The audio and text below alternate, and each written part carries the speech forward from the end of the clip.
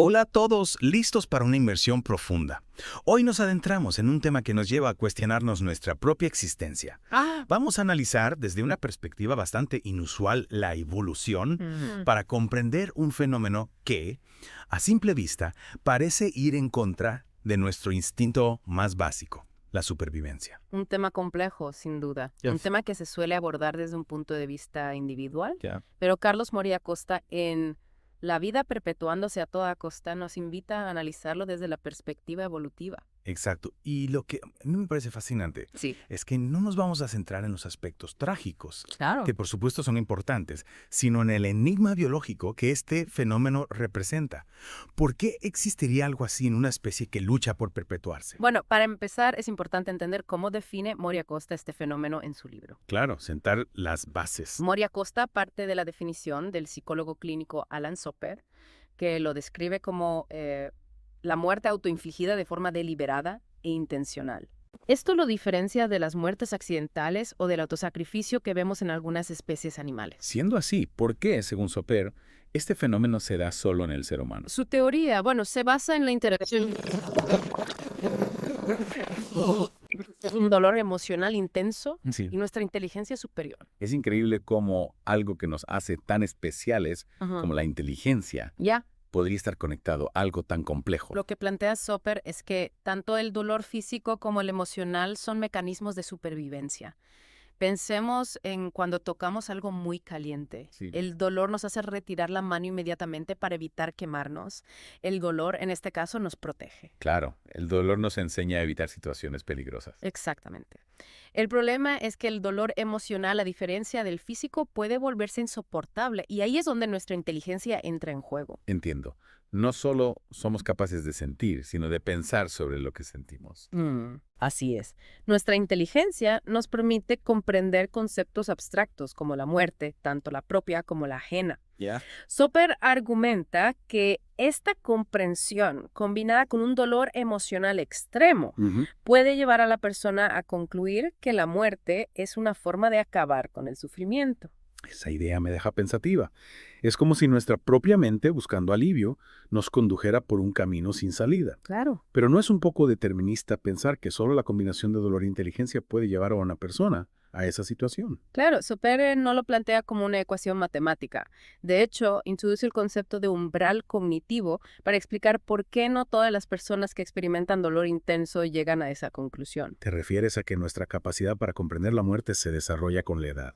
Moricosta menciona, por ejemplo, que este fenómeno es prácticamente inexistente en niños menores de 5 años. Correcto. Soper argumenta que a medida que nuestras capacidades cognitivas maduran, también lo hace la posibilidad de concebir esa salida. O sea que nuestra inteligencia, al abrirnos las puertas a la comprensión del mundo, también podría exponernos a una mayor vulnerabilidad. Una paradoja que nos diferencia del resto de las especies. Y eso nos lleva a otra pregunta fascinante. Si esta posibilidad existe, ¿por qué no es más común? ¿Qué mecanismos nos protegen? Esa es la gran pregunta. ¿Qué nos impide, como especie, tomar esa decisión de forma más frecuente? Si, como dice Super, somos tan inteligentes, ¿por qué no optamos por esa salida cuando el dolor se vuelve insoportable? Soper lo atribuye a lo que él denomina mecanismos psicológicos defensivos. Nuestro cerebro, programado para la supervivencia, busca constantemente aliviar el dolor y encontrar sentido a la vida. Es como si tuviéramos un instinto de supervivencia tan fuerte que nos impulsa a seguir adelante, incluso en las circunstancias más difíciles. Exacto. Y este instinto se manifiesta de muchas maneras. Por ejemplo, cuando estamos tristes, buscamos distraernos, o cuando tenemos un problema, hablamos con un amigo para que nos ayude a verlo desde otra perspectiva. Esos son ejemplos de mecanismos de defensa en acción. Es decir, que no solo somos capaces de comprender la muerte, sino también de desarrollar estrategias para afrontar el dolor y encontrarle sentido a la vida. Precisamente. Y estas estrategias no son solo individuales, sino que se ven reflejadas en la cultura, en las creencias, en la forma en que como sociedad nos enfrentamos al dolor y a la muerte. Ahí está la clave, ¿verdad? No se trata solo de nuestra biología, sino también de cómo, como seres sociales, hemos construido un sistema de creencias y valores que nos ayuda a lidiar con la complejidad de la vida y la muerte. Exacto. Y es en ese sistema de creencias, en esa red de apoyo social, donde encontramos muchas de las respuestas a este enigma evolutivo. Siguiendo con el análisis de la vida perpetuándose a toda costa, Mori Acosta plantea una idea que me parece fundamental. Sí, La vida en esencia busca perpetuarse. claro. Y esto, claro, nos lleva a reflexionar sobre la gran cantidad de mecanismos que hemos desarrollado para afrontar el dolor, la incertidumbre e incluso la posibilidad de la muerte. Es como si tuviéramos una fuerza interior que nos impulsa a seguir adelante a pesar de las dificultades. Ujú. Pero ¿cuáles son esos mecanismos? ¿Cómo funcionan? Me ha llamado la atención lo que Super llama sesgos cognitivos, como defensas de primera línea. ¿Qué son exactamente? ¿Y cómo nos protegen? Los sesgos cognitivos son como atajos mentales que nos ayudan a procesar la información de forma rápida y eficiente.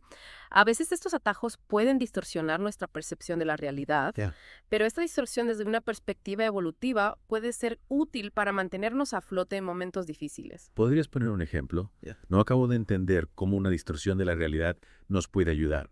Imagina que te enfrentas a una situación complicada. En lugar de analizarla fríamente, tu cerebro puede recurrir a un sesgo cognitivo para minimizar el impacto emocional. Por ejemplo, puedes sobreestimar tus posibilidades de éxito o subestimar los riesgos. Ahí entiendo. Es como si nos pusiéramos unas gafas de color rosa para ver el mundo de una forma más optimista. Mm.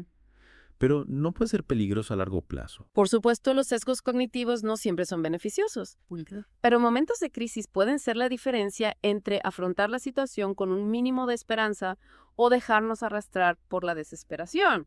Es fascinante cómo nuestra mente puede jugar con la realidad para protegernos. Mori Acosta también menciona los tabúes culturales y las creencias religiosas como mecanismos de defensa. ¿Cómo encajan estas ideas en la ecuación? Los tabúes y las creencias a menudo ofrecen respuestas a las grandes preguntas existenciales como el sentido de la vida, el destino después de la muerte o la existencia del bien y del mal. Nos proporcionan un marco de referencia para entender el mundo, para darle un orden a lo que a veces parece caótico. Exacto. Y al hacerlo, nos ayudan a afrontar la incertidumbre y el miedo. Las creencias, ya sean religiosas o seculares, nos ofrecen consuelo, esperanza y un sentido de comunidad. Piensa en los rituales funerarios, por ejemplo. Son una forma de honrar a los que ya no están y de dar consuelo a los que se quedan. Es como si nos dieran un mapa para navegar por las aguas turbulentas de la vida. Un mapa que, aunque no siempre sea preciso, nos da una dirección, un objetivo que perseguir. Exactamente. Y en ese sentido, nos alejan de la idea de que la vida no tiene sentido y de que todo termina con la muerte. Entonces, tanto los sesgos cognitivos como los tabúes culturales y las creencias religiosas son estrategias que han ayudado a la humanidad a sobrevivir y prosperar.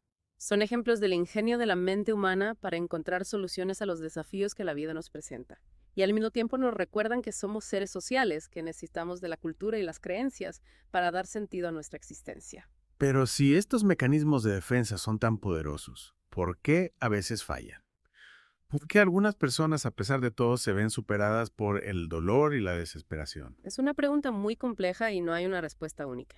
Super plantea que en algunos casos el dolor puede ser tan intenso, tan abrumador, que las defensas simplemente se colapsan. Es como si tuviéramos un edificio con muros sólidos, pero sometido a una presión constante implacable. Con el tiempo, los muros pueden agrietarse, ceder ante la fuerza del embate. Exacto. Y cuando las defensas fallan, la persona queda expuesta a la crudeza del dolor, a la sensación de que no hay salida, de que la vida se ha convertido en un callejón sin salida. En esos momentos de profunda oscuridad, la idea de acabar con el sufrimiento puede parecer la única opción. Es una tragedia sin duda, pero también nos recuerda la fragilidad de la existencia humana, la lucha constante que libramos contra el dolor, la incertidumbre y la inevitabilidad de la muerte. Es cierto, a pesar de todos los mecanismos que hemos desarrollado para afrontar el dolor y encontrarle sentido a la vida, a veces la realidad nos golpea con una fuerza inusitada.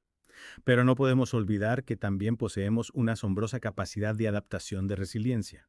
Nuestra inteligencia, esa que a veces nos hace vulnerables, también nos ha dado las herramientas para construir un mundo más compasivo, para ayudar a quienes sufren, para prevenir que otros se vean sobrepasados por la desesperación. Es una responsabilidad que no podemos olvidar, sobre todo, en un mundo cada vez más complejo y exigente, donde las presiones y las incertidumbres pueden abrumar a cualquiera. A veces me pregunto, si toda esta información, todo este conocimiento sobre nuestra propia vulnerabilidad no nos hace más conscientes de la necesidad de cuidarnos, de apoyarnos mutuamente. Sin duda, comprender la complejidad de nuestra propia naturaleza con sus luces y sus sombras es fundamental para construir un futuro más humano, un futuro donde la vida en toda su fragilidad y belleza pueda florecer y perpetuarse. Una reflexión que nos deja con una sensación agridulce, pero también con una chispa de esperanza. Hemos explorado un tema difícil, un tema que a menudo se evita, pero creo que comprenderlo desde una perspectiva evolutiva nos ayuda a verlo con otros ojos. No se trata de buscar culpables, sino de entender los mecanismos que nos hacen humanos con nuestras fortalezas y nuestras debilidades. Y con esa nota de esperanza damos por concluida nuestra inmersión en este tema tan complejo y a la vez tan esencial. Esperamos que esta conversación les haya dado nuevas perspectivas, nuevas preguntas para reflexionar. Y sobre todo, que les inspire a ser más compasivos, más conscientes de la fragilidad y la fortaleza que nos define como seres humanos. Hasta la próxima.